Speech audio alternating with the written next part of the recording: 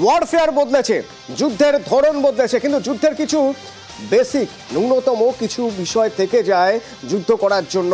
তার মধ্যে একটা হলো চোর বৃত্তি, গুপ্তচর।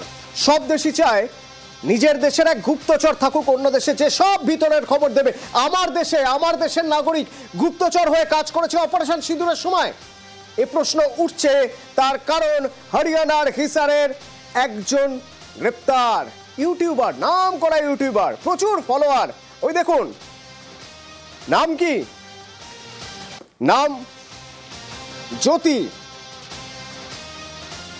জ্যোতি মালহোত্রা। এই জ্যোতি মালহোত্রা চোর বৃত্তি করছেন, স্পাইয়ের কাজ করেছেন। জানা যাচ্ছে দুবার পাকিস্তানে গিয়েছিলেন।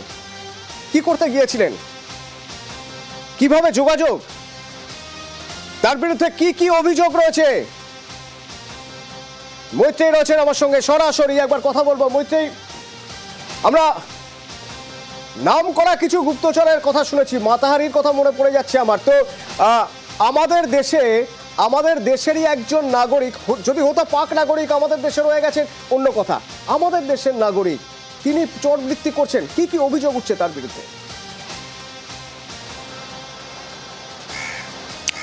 একেবারে দেখো, অত্যন্ত চাঞ্চল্যকর এই অভিযোগ উঠেছে হরিয়ানা এবং হরিয়ানা পাঞ্জাবি এই ইউটিউবারের বিরুদ্ধে। জ্যোতি রানী ওরফে জ্যোতি মালহোত্রা, যার একটি ইউটিউব চ্যানেল রয়েছে এবং বহুল প্রচলিত এই ইউটিউব চ্যানেল, সেই ইউটিউব চ্যানেলে তিনি ট্রাভেল ব্লগ শুট করেন এবং সেই ইউটিউব চ্যানেলেই দেখা যাচ্ছে যে 2023 সাল থেকে পরপর দুবার এই জ্যোতি রানী বা ওরফে জ্যোতি মালহোত্রা তিনি পাকিস্তানে গিয়েছিলেন। এবং শুধু সেটাই নয়, যেটা পাকিস্তানের তরফ থেকে এবং যেটা ভারতীয় গোয়েন্দা সংস্থারা তারা জানতে পেরেছেন যে পাকিস্তানের একজন ডিপ্লোম্যাট এহসানুল রহিম ওরফে দানিশ, যাকে পার্সোনা নন গ্রাটা হিসেবে ঘোষণা করেছিল ভারত এই অপারেশন সিন্দুরের পরে, কারণ এই দানিশ নামক এই ডিপ্লোম্যাট সে পাকিস্তানের হয়ে তথ্য সংগ্রহ করছিল এবং বেশ কিছু ক্রিটিক্যাল ইনফরমেশন সে সংগ্রহ করছিল বলে অভিযোগ।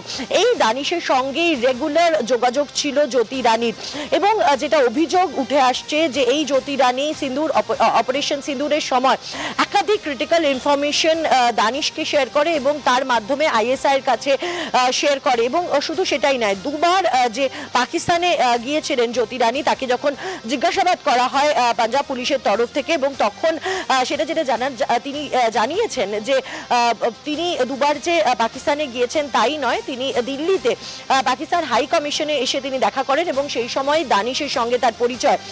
দানিশ আরো একজনের সঙ্গে, আলী আওয়ান বলে আরো এক পাকিস্তানি ন্যাশনালের সঙ্গে তাকে যোগাযোগ করিয়ে দিয়েছিল, যে আলী আওয়ান তাকে পাকিস্তানে অ্যাকোমোডেশন এবং থাকা খাওয়ার সমস্ত ব্যবস্থা করে দিয়েছিল এবং যার সাথেও রেগুলার যোগাযোগ থাকতো। গোয়েন্দা সংস্থার তরফ থেকে গোয়েন্দারা যেটা জানতে পেরেছেন যে এই অপারেশন সিঁদুরের সময় বেশ কিছু পাকিস্তানি ন্যাশনাল, যাদের মধ্যে আইএসআই এজেন্টরাও রয়েছে, তাদের নাম বদল করে নিজের ফোনে তাদের নাম সেভ করা ছিল এবং তাদের সাথে নিয়মিত যোগাযোগ রাখতো এই জ্যোতি মালহোত্রা ওরফে জ্যোতি রানী এবং বিভিন্ন ক্রিটিক্যাল ইনফরমেশন শেয়ার করত এবং একই সঙ্গে নিজের ইউটিউব চ্যানেলে পাকিস্তানকে একটি ভালো নজরে দেখানোর চেষ্টাও করতো জ্যোতি রানী। ফলে একদিকে এসপিওনাজের অভিযোগ এবং অন্যদিকে দেশদ্রোহিতা, দুটো অভিযোগে কিন্তু উঠছে জ্যোতি রানী।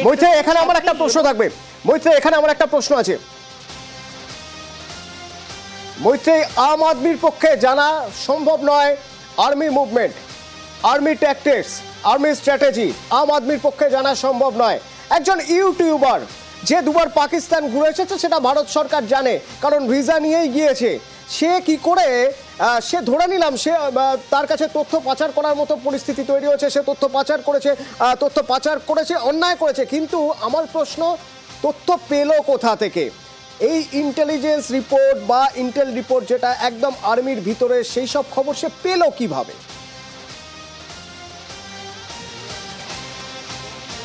দেখো, এই প্রশ্নগুলোরই কিন্তু জবাব খোঁজার এই মুহূর্তে চেষ্টা করছে গোয়েন্দা সংস্থাগুলি। তার কারণ বেশ কিছু ক্রিটিক্যাল ইন্টেল যে জ্যোতি পাচার করেছিল সেটা তার যে হোয়াটসঅ্যাপ চ্যাটস এবং একাধিক অ্যাপের মাধ্যমে যে চ্যাটস রয়েছে তার থেকে কিন্তু পরিষ্কার। এবং এর সঙ্গে সঙ্গে যে মুভমেন্ট অফ ফোর্সেস, সেই মুভমেন্ট অফ ফোর্সেস নিয়েও কিন্তু বেশ কিছু ইনফরমেশন শেয়ার করেছিল। অর্থাৎ অপারেশন সিন্দুরের আগে এবং পরে যেরকম হেভি মুভমেন্ট হয়েছিল ফোর্সেসের এবং বিভিন্ন বর্ডার সংলগ্ন এলাকায় হেভি মুভমেন্ট হয়েছিল, সেই হেভি মুভমেন্ট সম্পর্কেও কিন্তু তথ্য পাচার করেছিল জ্যোতি। তবে আরো বেশি ক্রিটিক্যাল ইনফরমেশন জ্যোতির কাছে কি করে পৌঁছালো, তিনি ইনফ্লুয়েন্সার, তিনি ইউটিউবার, সেটা সবাই জানে, কিন্তু তার ইনফ্লুয়েন্স কতটা বেশি, তার কি ভারতীয় যে ডিপ্লোম্যাটিক জোন রয়েছে সেই সার্কেলেও তার কতটা যোগাযোগ রয়েছে, সেই সবকিছু খতিয়ে দেখছে। তার কারণ জ্যোতি এই মুহূর্তে দাঁড়িয়ে একটা বলা যেতে পারে একটা দিশা, এবং এর সঙ্গে সঙ্গে কিন্তু গোয়েন্দা সংস্থারা তারা যেটা মনে করছে যে এর পেছনে আরো দীর্ঘ সূত্র রয়েছে, আরো একাধিক লাইন অফ কমান্ড রয়েছে, একাধিক চেন রয়েছে যারা এই এসপিওনাজের কাজ করতো, অর্থাৎ পাকিস্তানকে তথ্য পাচার করার কাজ করতো। বিশেষত অপারেশন সিন্দুরের আগে পরে এই গোটা সময়টাতে তারা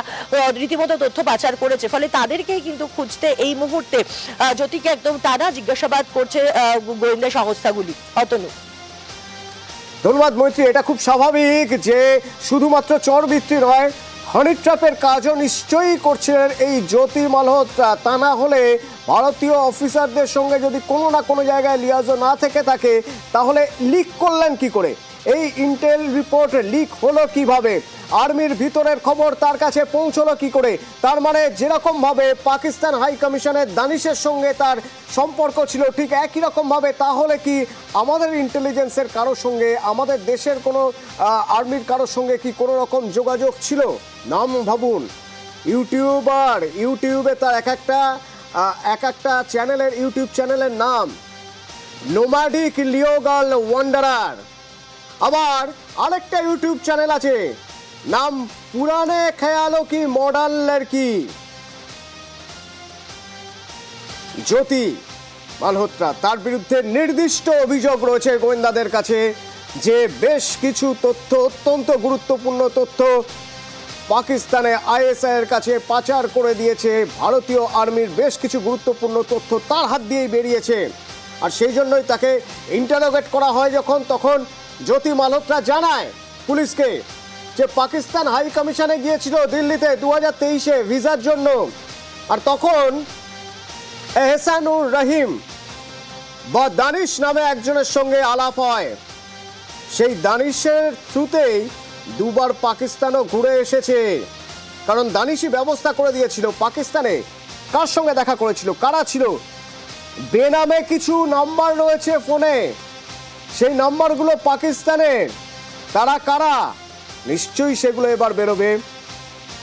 দেশের মধ্যে আমার দেশেরই এক নাগরিক চরবৃত্তি করে গেছে পাকিস্তান, যে পাকিস্তান আমার দেশের 26 জনকে গুলি করে মেরে যায় পেহেলগাঁওয়ে, তাদের হাতে ইনফরমেশন তুলে দিচ্ছে।